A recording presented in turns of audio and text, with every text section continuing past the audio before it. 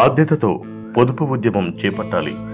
20 సార్లు అధ్యక్ష పదవిని వరించిన వీరంటి రమేష్, దుగ్గొండి ఘంటారావం. ప్రతి ఒక్కరూ బాధ్యతతో పొదుపు ఉద్యమాన్ని చేపట్టినప్పుడే ఆర్థికంగా బలపడతారని పురుషుల పొదుపు సంఘం అధ్యక్షుడు వీరంటి రమేష్ అన్నారు.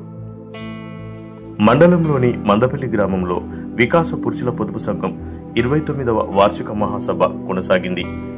ఈ వార్షిక మహాసభలో అధ్యక్ష, ఉపాధ్యక్ష పదవులకు ఎన్నికలు కాగా వీరంటి రమేష్ అధ్యక్షుడిగా, మేదరి సురేష్ ఉపాధ్యక్షుడిగా, లడే మోహన్ రావు సమితి ఉపాధ్యక్షుడిగా ఎంపిక కావడం జరిగింది. ఇదిలా ఉండగా వీరంటి రమేష్ వికాసదర్శిని పురుషుల పొదుపు సంఘంకు ఏకఛత్రాధిపతిగా దాదాపు 20 సార్లుగా అధ్యక్ష పదవి పగ్గాలను ప్రతి సంవత్సరం చేజిక్కించుకోవడం గమనార్హం.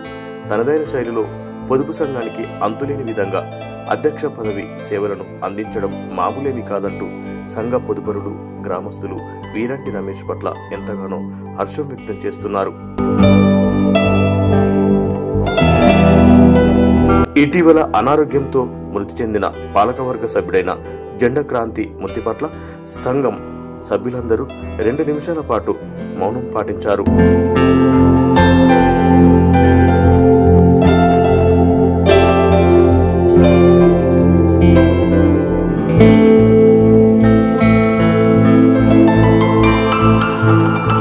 ఈ కార్యక్రమంలో పురుషుల పొదుపు సంఘం గణకుడు ఏసిక రాజు, పాలకవర్గ సభ్యులు తదితరులు పాల్గొన్నారు.